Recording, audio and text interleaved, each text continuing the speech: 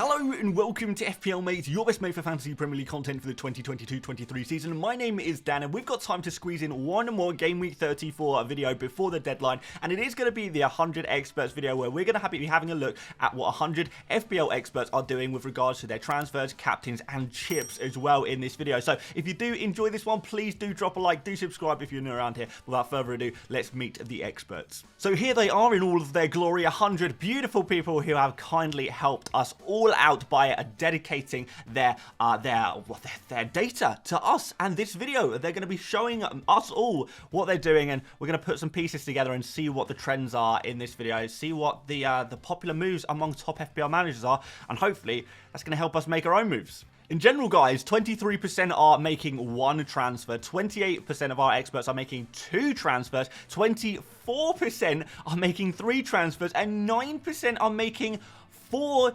transfers, and 5% are not making a transfer at all. But the point is, guys, there are some seriously high numbers here with regards to making lots of transfers. In fact, it's kind of more common than not to be making multiple transfers this week, and it's actually very, very common if you include free hitters and wildcarders, which we'll have a look at in a second. You're making 3 or more transfers is incredibly common as well, so don't be afraid to be taking a hit. So many of our experts are taking 1-2 hits this game week to try and make the transfers that they want to make, to try and get the right team for this big double game week, and I think it's absolutely fine to do that as well. So definitely a week to be making transfers. Barely anyone is not making a transfer, and those people not making a transfer are definitely the kind of people who have just wildcarded. Predominantly people have just wildcarded it and they're not looking to make another transfer this week and want to roll it. But for everyone else, they're going transfer crazy, and we're going to see some of the trends of the kind of moves they're making. But first of all, I want to show you the chip usage as well here. Alright, so one person is using their wild card, 8% using the bench boost, 6% on the triple captain, 10% on the free hit, and 75% not using a chip at all. But what this tells us, guys, is considering most of our experts have already used pretty much all of their chips, the last remaining chips are now in play. So all of the top managers, they are now thinking about using their final chips that they have. Maybe they have one more after this, but very, very unlikely. We're not going to see barely any chip usage from this game week onwards. We might see a little bit in game week 37, but aside from that, it's all about getting those chips used this game week as long as they're right for you. Now, triple captain, you don't need to plan for a triple captain or anything like that, so I would just go for it now if you do have your triple captain chip. If you've got a bench boost, maybe play that. If you like the look of your bench, maybe you've got an Ollie Watkins or a Newcastle defender on your bench or something like that, and you feel like you could bench boost that, absolutely go for it right now. And of course, if you've got a free hit and you are not happy with your double game week team for game week 34, again, a free hit is definitely going to be an option for you as well. So overall, it's a very good week to use your chip, and these are some very high numbers considering how we've seen so much chip usage already this season. It's like the last few chips are being used in game week 34. Looking at the most popular transfers in the world for Game Week 34, and we can see Rashford is by far the most popular transfer in. You can kind of understand why. He had a big haul in Game Week 33, and it looks like he really is back. He's got a double game week now, another double game week in 37 as well. He's a very good price, and he's a player you can potentially captain as well if you want to go super differential. So, yeah, Rashford, he's a very, very popular player in terms of our overall player base. John Stones very high up here on the list as well. Jack Grealish in 3rd place. And then we kind of drop down to De Bruyne, Haaland. It's basically a lot of the kind of players who have double game weeks, with the kind of exception of Isak there. And that's it. I think Isak in this list is the only player with a single game week. So, yeah, it seems like everyone is on the same page. We all want to buy double game week players. But which of these players are also popular among our experts? Well, a lot of them really. Rashford, John Stones, Grealish, Diogo Jota, Trent, March, Salah and Isak all have significant interest among our 100 experts as well. De Bruyne, not so much interest, like a little bit of interest. Erling Haaland, a lot of people already have him, so maybe Erling Haaland not being a popular transfer in this game week is just kind of reflective of the fact that so many people have him already. But yeah, that's certainly something to consider. But what I will say is about these most popular players who are also being transferred in by our experts is the order is going to be completely different. So you're going to see shortly, guys, that yes, there is a lot of overlap here between experts and the general FPL populace, but the order of the popularity of these players is completely different, and you're going to see very shortly a couple of surprises here as well that I certainly wasn't expecting. One thing is Grealish. He is popular among experts as a buy, but he's also kind of popular as a sell, but we will get to that. And finally, guys, let's have a look at a couple of these players who are just no interest whatsoever among our experts. Luke Shaw and Cody Gakpo, no one is transferring them in out of our experts. They are not popular at all. 0 transfers in for each of those players. So maybe people trying to go slightly elsewhere. And like I said, De Bruyne, not very much interest. Erling Haaland, you know, most people already have him. So there's not going to be too many transfers in among experts, but you should still definitely get him in for your team. But with that said, guys, let's have a look at who's being transferred out, because I did just mention that some people are transferring out Jack Grealish, but how many? Well, 5. 5 people are transferring out Jack Grealish. He is not exactly the most popular transfer out, but it's definitely interesting that people are moving off Grealish because he is kind of considered a little bit of a minutes risk over the double game week. He doesn't really have high scoring potential. So some people like Grealish enough to buy him. Other people are actually willing to sell him, like entirely write him off. So that is really an interesting one, and certainly that has put me off going for Jack Grealish a little bit as well. I kind of agree with the experts that maybe, yes, you could make arguments to buy him, but you could make just as many arguments to sell him, and therefore, if you don't have him already, is there any point in buying him? I don't know. Maybe not. But yeah, we have got Kane as the most popular transfer out. Nobody is comfortable with doing this, but it's just a case of Kane. The amount of money that Kane costs, sometimes you just have to sell him in order to get the other players that you want to get in. If you're looking to get big double game week players into your team, you're going to have to find the money somewhere, and Kane is kind of become a bit of a cash cow for a lot of people's moves. But still, 26 out of 84, that's probably just over half of Kane's ownership among our experts are selling him, and others are opting to keep him. So he's not like an absolute must sell, but he's definitely a player you can sell in order to free up some budget. Saka is going, a lot of people selling him. Chilwell, very obvious sell as well.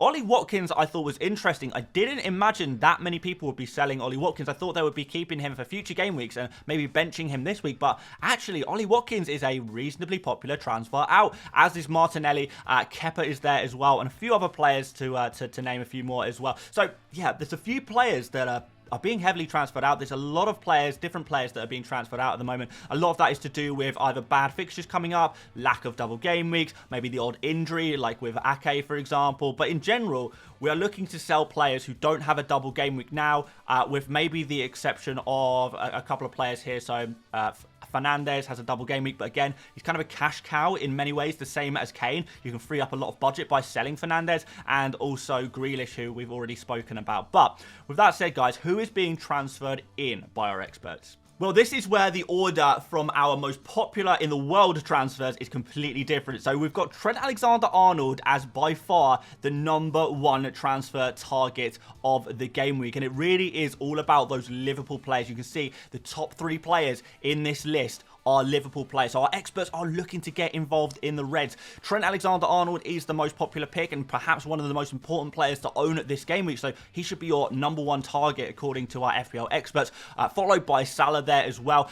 If you want to go for him, we know a lot about Salah, but Salah's numbers have dropped a little bit in the last couple of games. He's been playing quite wide since Trent's positions moved. I think the tactics have changed a little bit, and therefore a lot of people are opting for Diogo Jota despite his potential injury. Now, I say potential injury, I'll give you the latest lowdown in this video. And what I will say is that Diogo Jota, according to Jurgen Klopp, he actually sounded fairly positive about Jota. He said he had to take Jota off in the last game because of a little problem with his back. He had like an impact injury with his back, but he also said that he should be fine for this game week. Since then, Jota has not been pictured in training. That doesn't necessarily mean he hasn't been training, or maybe he's having a day off or working in a different area to maybe try and get his back sorted. But Klopp has been, in general, very positive about Jota and his pressing ability, and we do feel like Jota, even if he can't start for the first game against Spurs, the easier game against Fulham, I think Jota, you know, he's going to be nailed on for that game. So I do think, I know a lot of people are thinking, I can see that yellow Dorito of death next to Jota's name in the FPL app. I don't want to go near him, and that's completely fair enough. Jota, even before we kind of knew about this little back problem, people were a little bit concerned, but I have to say, from my point of view, when we saw Jota removed from the pitch at 59 minutes in game week 33, a lot of people were panicking, oh, Jota is rotation risk. But it looks like the situation is that actually he had a little bit of an impact injury or a little strain in his back, and therefore he had to be removed from the pitch. He should be fine from that injury, according to Klopp.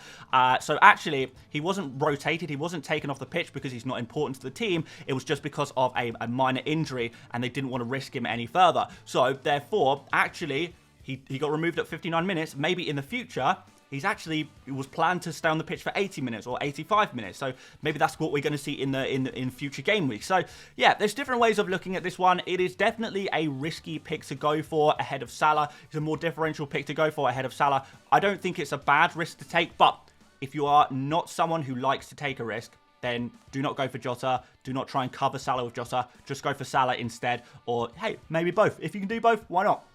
We've got Sam Greenwood as a very popular transfer in 4 million forward.